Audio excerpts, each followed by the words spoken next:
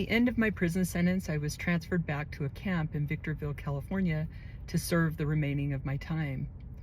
I remember when I got to the camp, the case manager called me in and said, "Hey, Louder, you've done every program.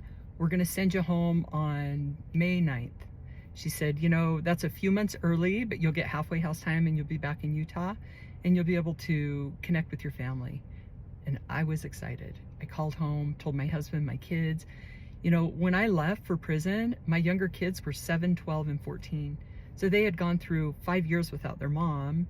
And my son Jackson was getting ready to graduate high school, and I would be home for his graduation. I was super excited. And I called Chad. We were counting down the days.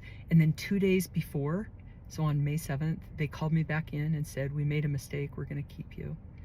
And they told me they were going to keep me until August 9th, so another 3 months.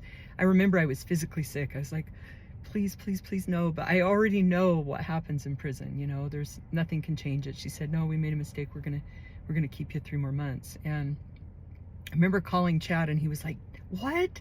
You know, he was pretty upset about it.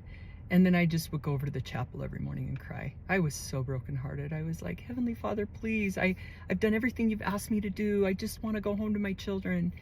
And a religious volunteer came in and he said this beautiful prayer with me. It was so comforting. And I remember that night I went and called my husband and I said, "Listen, Chad, no matter what and how long they keep me, I'm going to leave prison free. I won't be a victim. I will make the best of this time."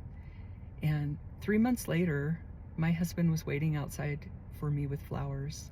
And I walked out of that prison happy, joyous, and free.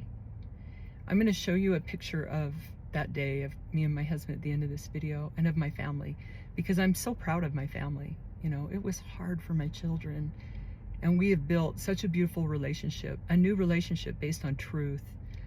I had placed a son for adoption when I was young, and I met him since I came home from prison, and we're building a beautiful relationship. I think the thing that I'm most grateful for is that my children trust me. I just want you to know that if you're going through your own struggle, there really is so much beauty on the other side of the pain.